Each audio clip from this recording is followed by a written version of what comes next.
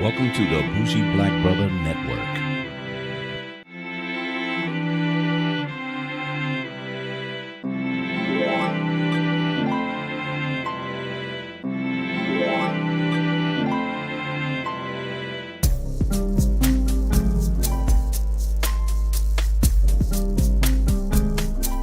Hello and welcome to Urban Lifestyle Cafe. I'm Michael, your bougie black brother, and I'm here with my co-host Alicia. Hello.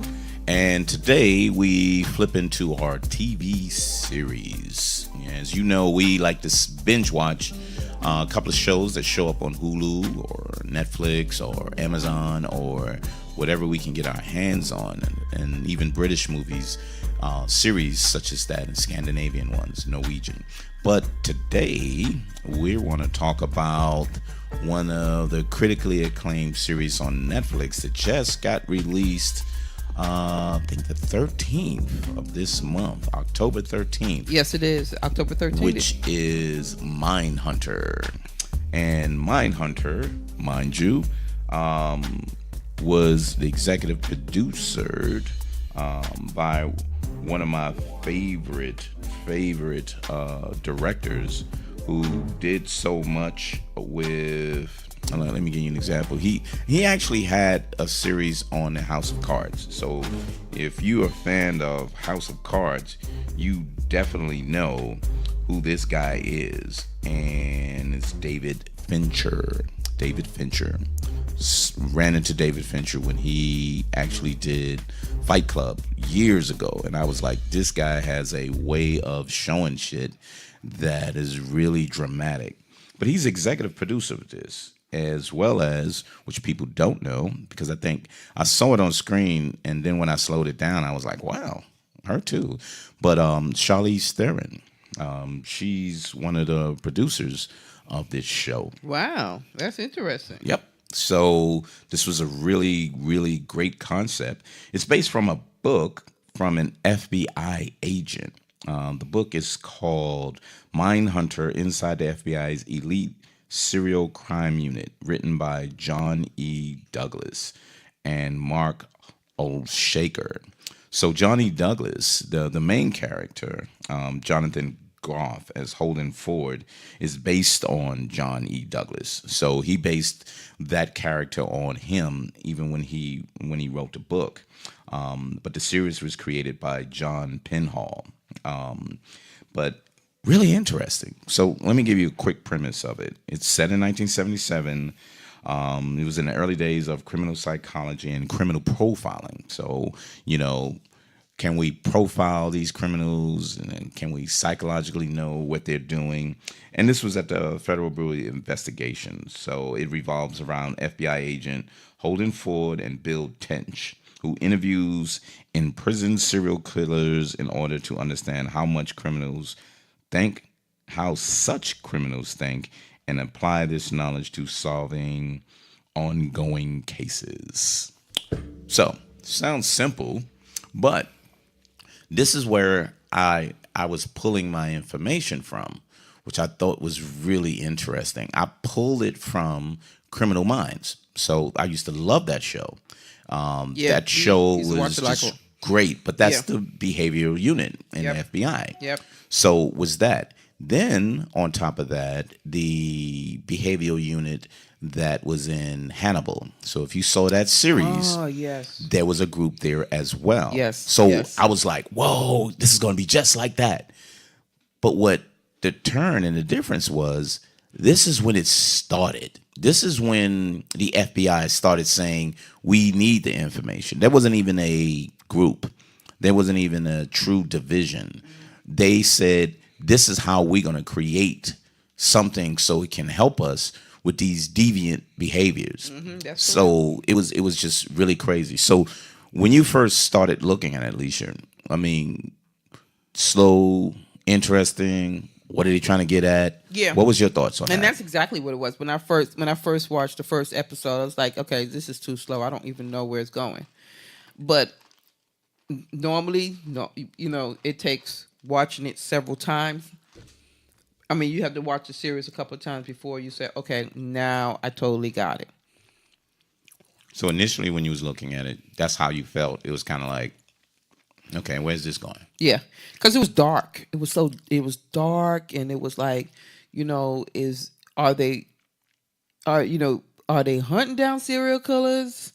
Right. That's where I was trying to figure out where it was going.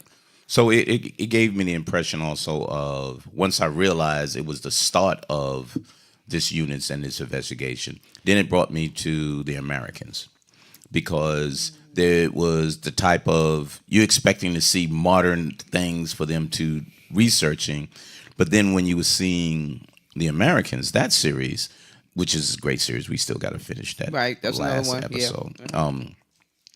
They were having wigs on and disguises and big tape recorders, and it wasn't so simple to do certain things, and you was kind of like, wow, okay, this was from the bottom up.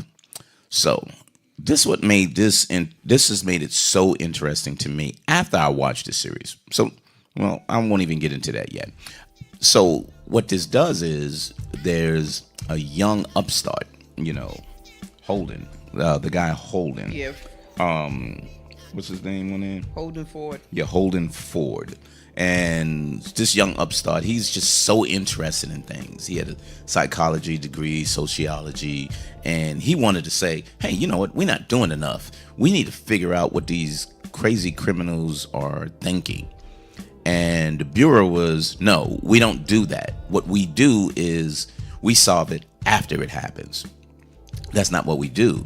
But then when they was coming up with evidence and talking with certain people and these criminals, what they were finding was there were patterns. And then they got in touch with a psychologist in Boston. So here, like we already said, Holden Ford was based on Johnny Douglas. Right. Bill Tench, which is partner, the older guy. Right.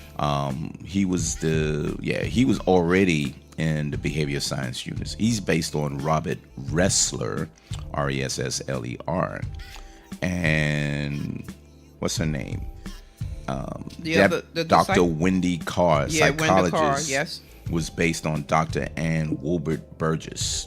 So, and she played fantastic. I thought she was fucking amazing in it. And she was a lesbian, which threw a curve in the whole situation. It was kind of like, because Holden was looking at her like, wow, she's so interesting. But she kind of looked at him like, look, stick to the job, buddy.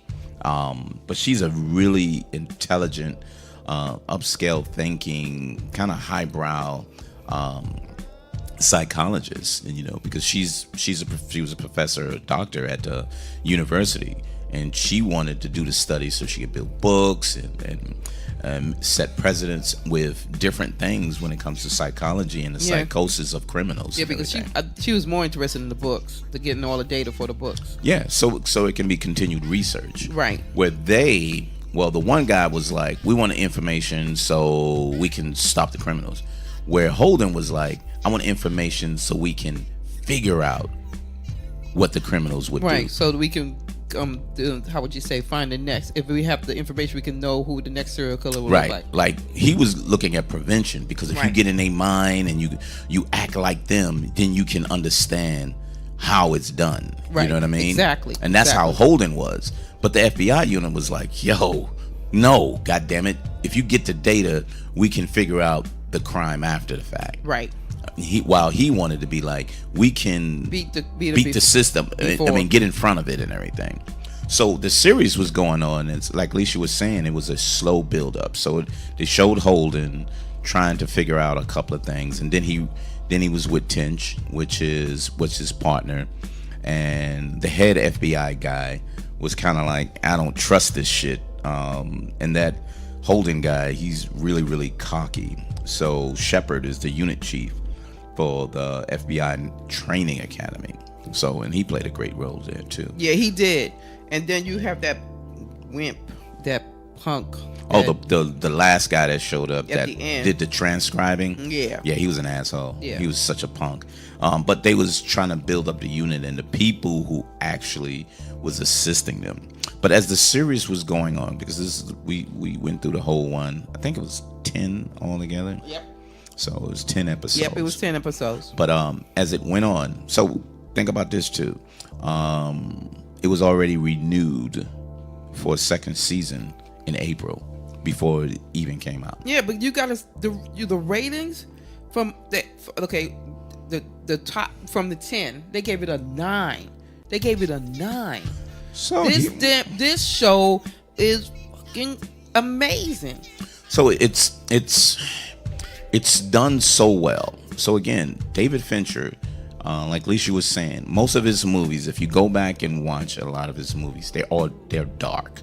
They got this dark basement glow to them. They're hardly ever out into the sunshine.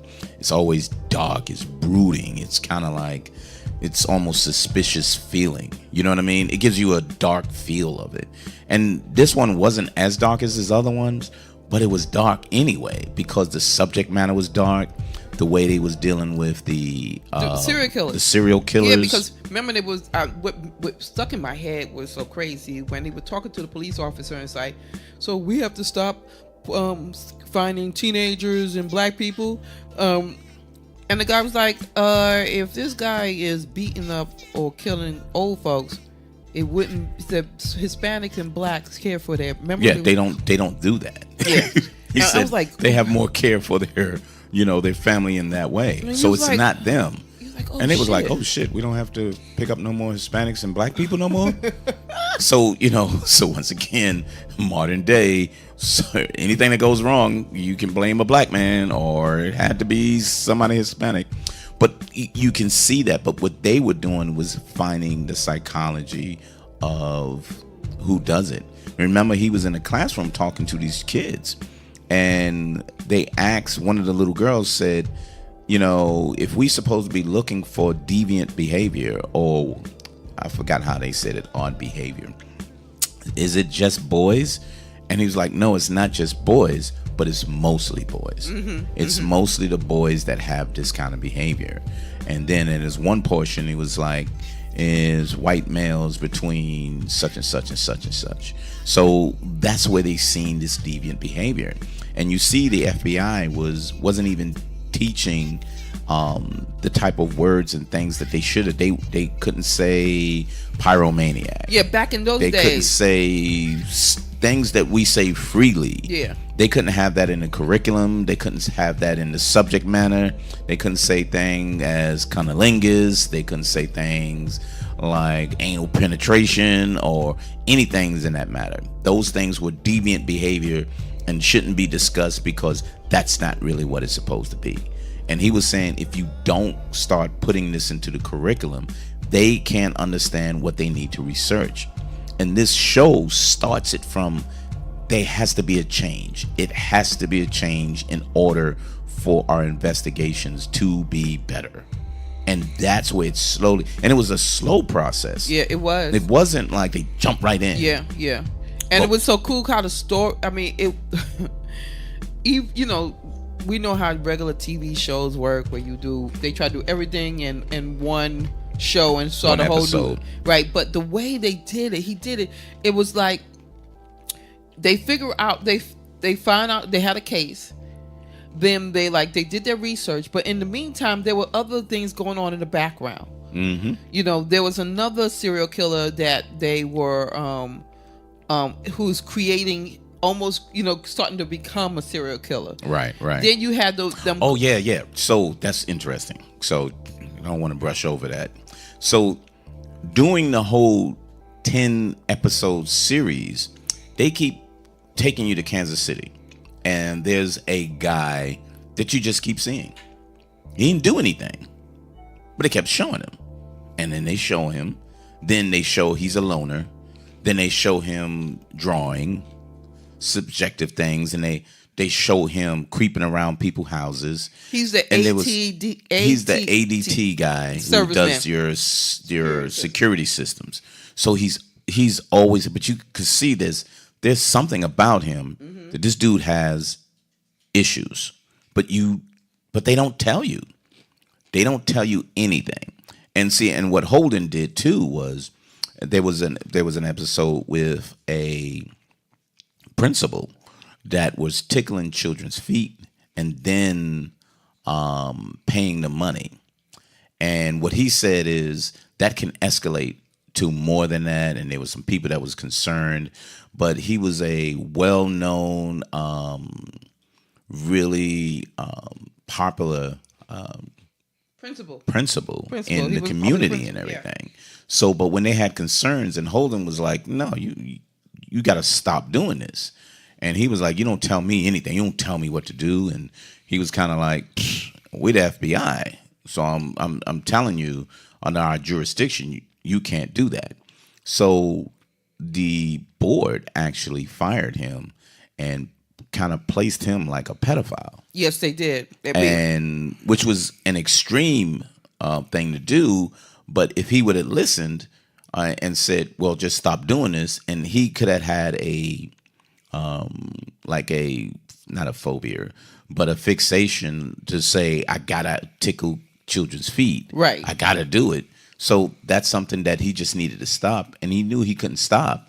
But that was the consequences. The consequences, you lose your job. Yeah. But they saw him. His wife showed up at Holden's FBI's house. Yeah. and she was like, "You destroyed our life," and he didn't really do anything wrong.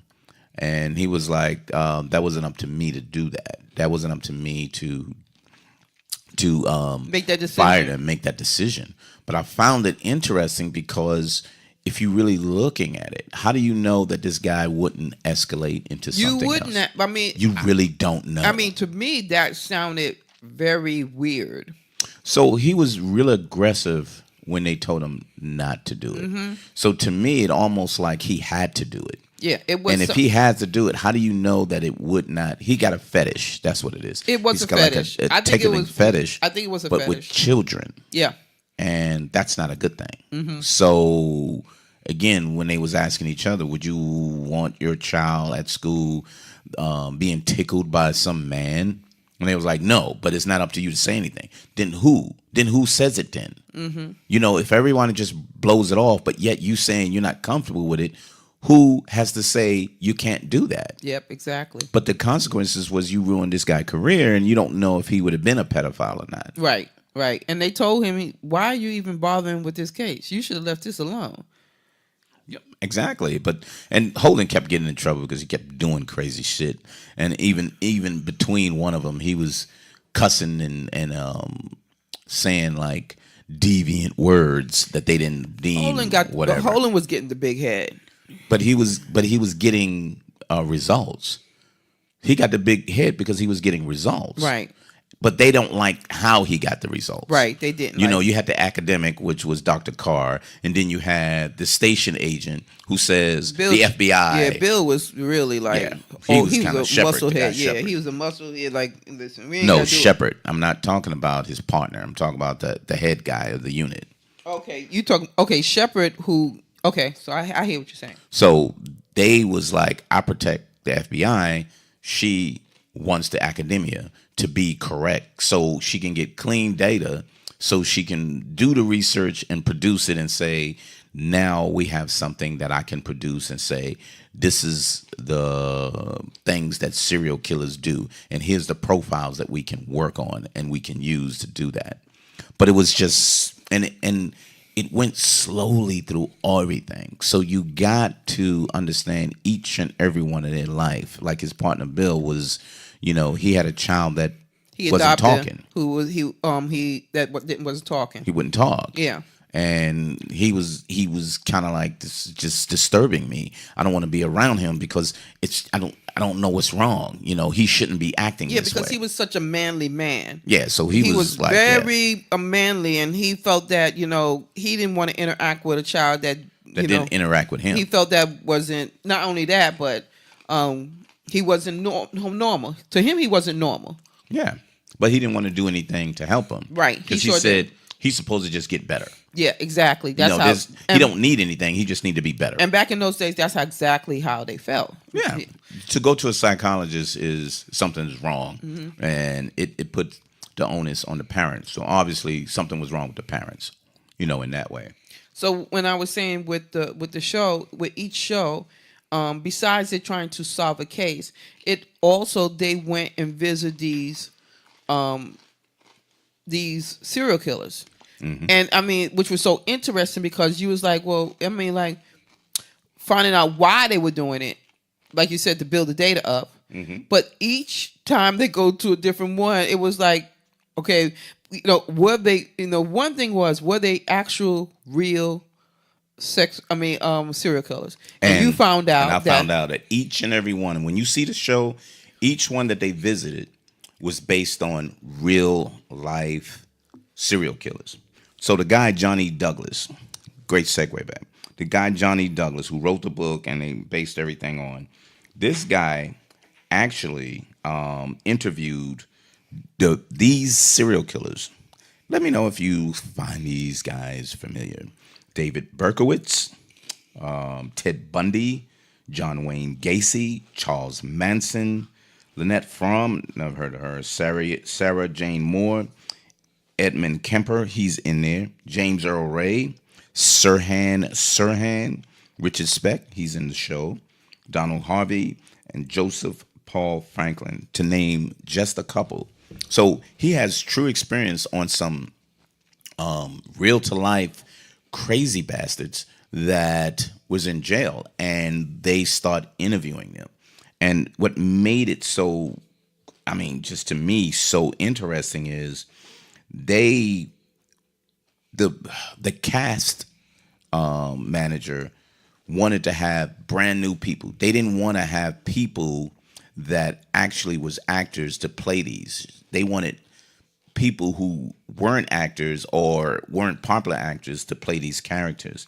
And if you pull up the data that shows these people, they look very similar.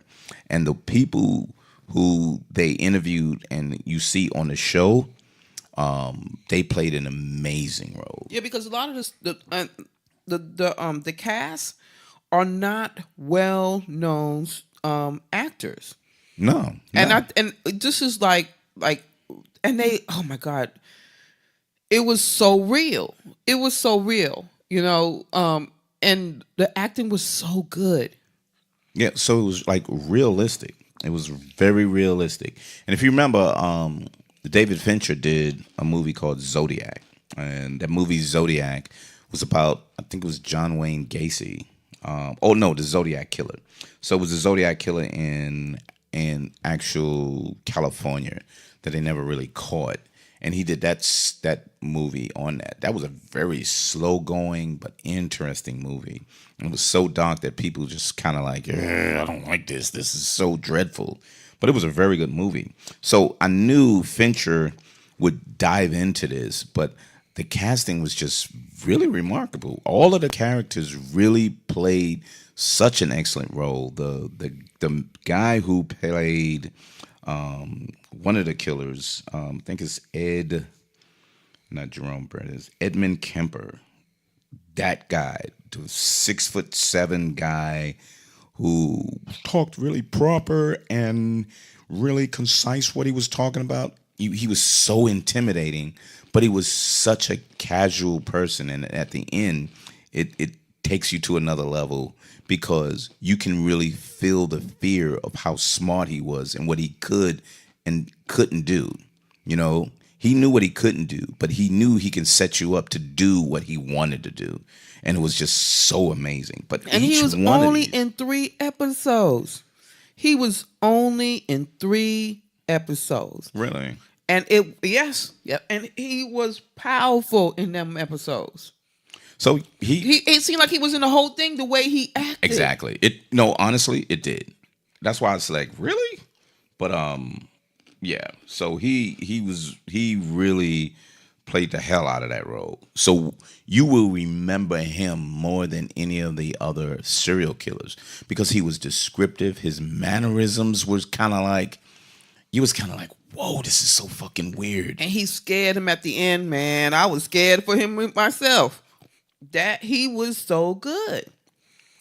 So it was really, really interesting how they played the serial killers, how they interacted with the serial killer. Because Holden was he found out that in order to get to them, you have to adapt to their style. Yeah, like, And if you don't adapt to their style, you won't get the information that you need. yeah, like the one that the guy kept crying.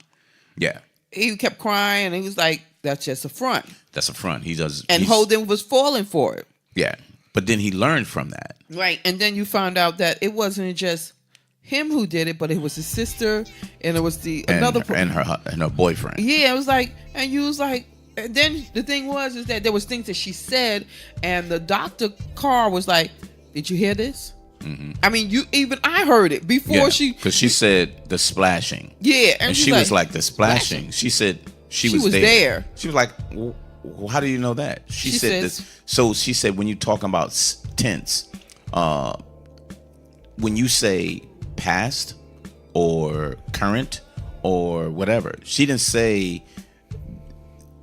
the blood. She said the splashing. So that means she was there seeing it as it went on. Exactly. When she arrived, she was still alive. When she arrived, she was still alive. And it was kind of like, wow, that's really crazy. And then when Holden was sitting there talking to the guy who killed the majorette that was there. Oh, yeah. And he kept stopping the tape because he was like, I'm not going to get caught again being taped because I got in trouble for that already. And he was just talking to him casually about young girls, and it was in rural Georgia. Yeah, right? Yes, it was. And he was saying, a lot of it was in the South, wasn't it? No, they was all over the place. Okay. They was all over the place. So, and he was saying, but 14 is the age of consent. He was like, oh, you know that. Then he'll stop the tape, and then he'll go, yeah, she was a nice, the way they look, and, and once they got hair, who can tell you that? And then the cops was getting all uncomfortable and was like, I don't appreciate it. He's like, no. He said, I told you some of the things would make you uncomfortable. He said, but you have to allow this guy to tell on himself. And he played on him, and he confessed. He put him in a position to confess. And it was like, wow. But even his partner Bill was uncomfortable with that because he was by the book guy. Yeah, Bill was definitely by the book. So it was kind of like, what do I do? But he knows. And then when he went to the bar and the other cop took it to the Atlanta Journal-Constitution and they put it all in the paper. And then the dude Kemper, he caught that on the API and it went national about what he done. Right. And then the academic lady, Dr. Carr, came down to Georgia and said, well, you can't kill him. I mean, she wanted to talk to the lawyer. To the prosecutor. Right. Assistant attorney or something like that, district attorney, and said, what do you want? She was like, well, wouldn't you just give him life? She said, I work for the will of the people. And the will of the people said, this guy should be killed. And that's our law down here. But she wants to say, I don't want to be associated to, capital punishment in this way. And see, and again, that was the conflict between all of them as well. And he was kind of like, I don't care. And the biggest struggle that they was going through that I thought was really cool too was the struggle they was going through is she wanted a script and you needed to stay with the script. Right. Because you stay with the script, she can pull the data from the script and say, see, based on the answers from the script, I can do everybody and then say, here it is. But Holden was like, you can't go with the script all the time because people don't respond to the script because that way. Yeah, because every serial killer was different. Yeah, you had to talk to them in different ways. Mm-hmm. Because the one guy, he had to talk to him that killed the 8 women, but he only raped one of them. Remember, he had the little bird in his hand. Yes. But he had to talk to him in a different way in order for him to start talking, because when Bill was talking, he wouldn't even answer him. Yeah. He was kind of like, that's it. And another thing that we hadn't talked about was Holden's girlfriend. Who was studying for... What was she studying for? Psychologist? I think it was psychology. She was good. She was smart. And she was exactly like him. Yeah, but she was more, and like he would call her a hippie, but she was more academically aware but she wasn't naive to think that what he was doing was irrelevant. She was really smart enough to say it's relevant, but you're not taking certain things into consideration. Yes, exactly. And she said, this is affecting you. And he didn't see that him adapting to these people that he's interviewing is changing who he was. And that's what happened in the end. Mm-hmm. That's why she couldn't deal with him. She was like, I can't deal with you if you come in and you can't talk about things and you act in a certain way and you have a and then he was a control freak too, so Yeah, he was. So that didn't help her, and He she was jealous, like, and he was very every time he didn't want to be with her, then he wanted to control them being together. Yeah, so he was. I like the fact that they brung her in there because she was so smart. Mm-hmm. So it wasn't like she was just his girlfriend, because like she said, oh, you just want me to be your girlfriend and just be quiet and make you feel good. He said, can you do that sometimes? And she looked at him like, what the fuck? Mm-hmm. But so they had so many different characters in it, and I just thought this whole series is worth watching. It's a slow burn though, understand. They trying to establish the characters. So you gotta know the main character, which is Holden, and then Holden's work for Shepard, which is the unit chief.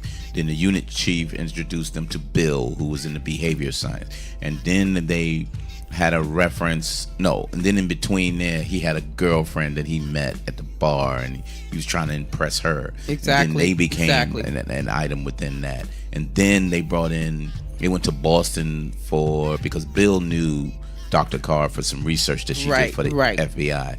And then they said they can bring her in, and she was like, we can write a book about this. And then Shepard, was the unit chief, said, I want you to do this full time because it'll be essential for the FBI as well as yourself. And she made the decision that, yes, she would.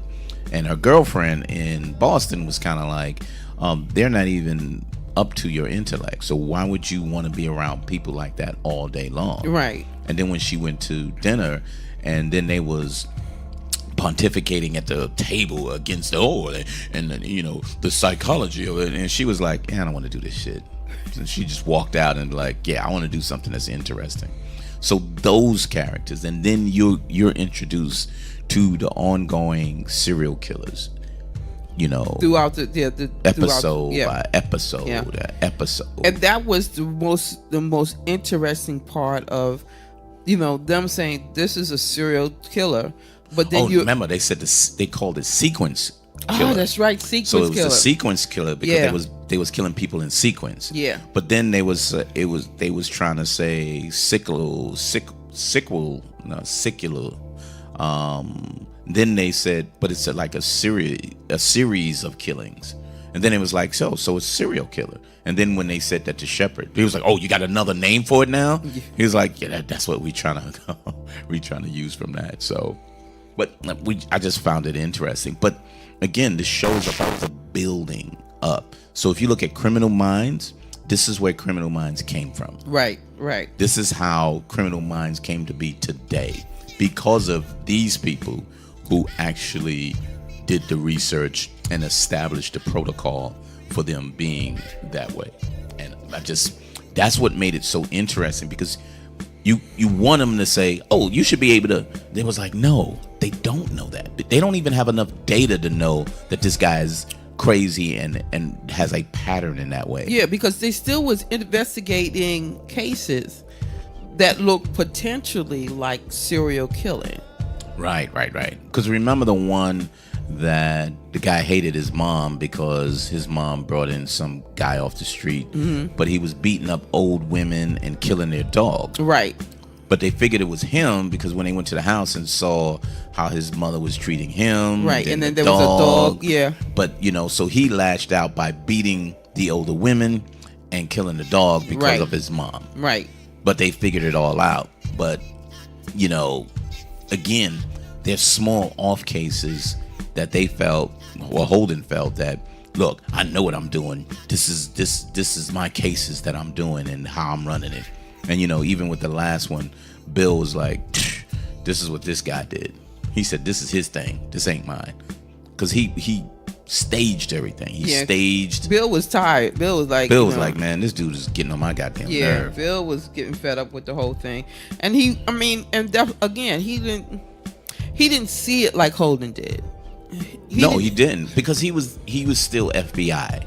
He was still protocol FBI, where Holden said, this is beyond just regular FBI stuff, and you're not looking at it that way.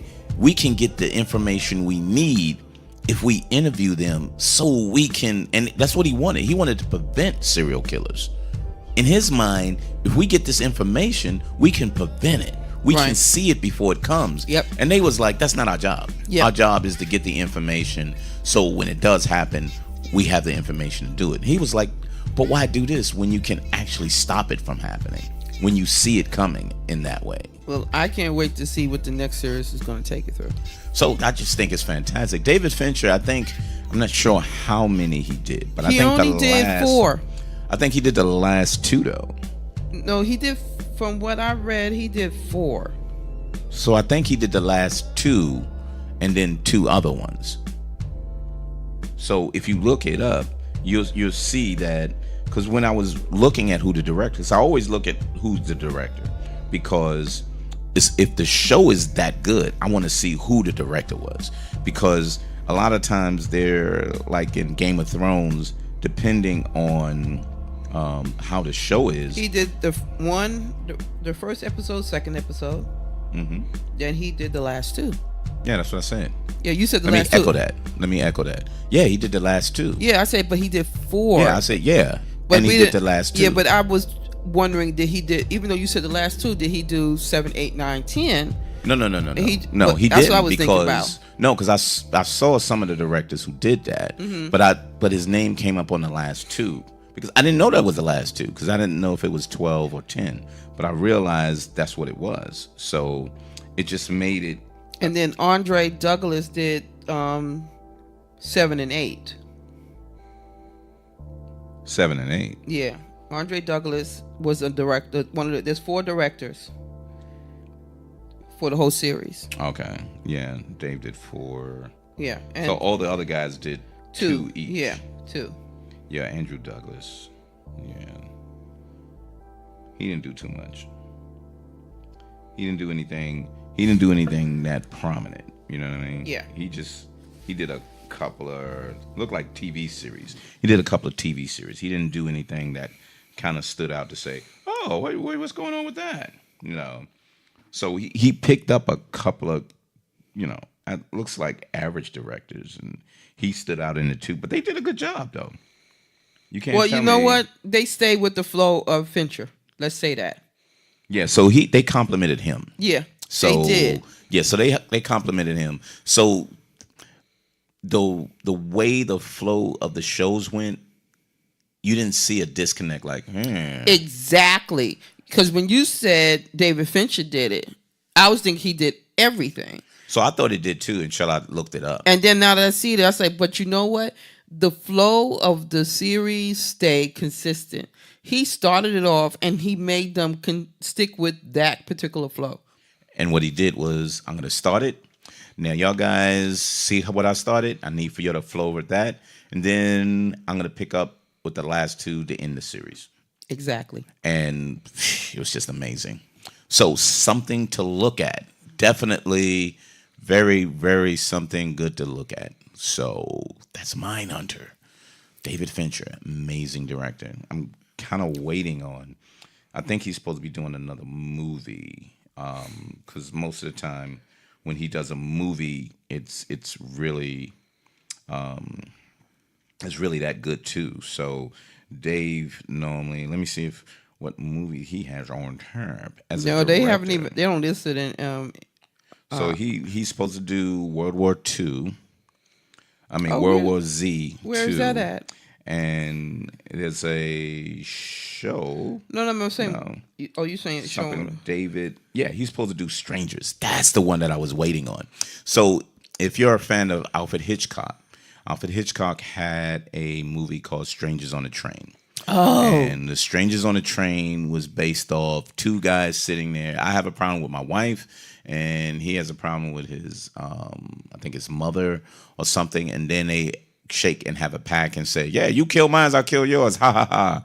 But guess what happens? One of them happens to do it, and then he's trying to hold the other guys accountable for it. So David Fincher doing a remake of the plot from the Alfred Hitchcock movie. So and that should be coming out a lot of people soon. don't know. We would sit down and watch straight through anything that was Alfred Hitchcock.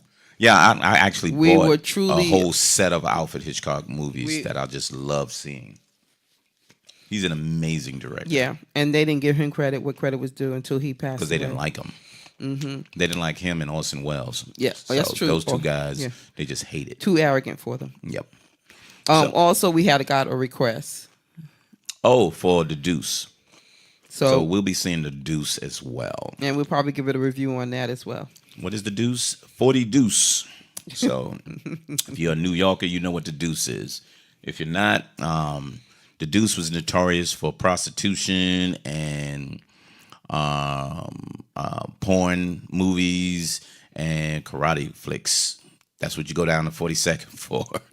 I used to go down there and see all of those. So prostitutes up and down, but we want to see the karate flicks and was too young to pay for prostitution. So we didn't do that either. But The Deuce, we're going to do that. Finish, and I know some people are looking forward to the Insecure. We got to see that series as well and finish off Baller. I'm not sure if we're going to do it on Baller, but because there's two series that we went through that we didn't go through, and this one was halfway through. But since we did the first Insecure, we're running to the second one. Yeah, definitely. So, anything else, Bo? No, that was just a great. That was a great TV Great series for Netflix. Definitely, Netflix is making their goddamn name. Netflix got great series. Yep. I'm not sure. We've seen a couple of them, but they got great series, so we pretty much enjoy those. Hulu is getting better. Amazon, every now and then they got a couple of ones. Showtime, not a big fan. There's a couple of shows there too, but Netflix be killing them. They be killing them. Yep, Netflix. So, yep. Bougie Black Brother, bougieblackbrother.com. Get us on iTunes and Google Play and Spreaker and iHeartRadio. I said Spreaker. And Podbean. And so pick that Urban Lifestyle Cafe. You'll be able to see them either on either one side. You'll be able to hear our movie reviews. So thank you very much for stopping by, and we'll see you soon on Urban Lifestyle Cafe. See ya. Bye.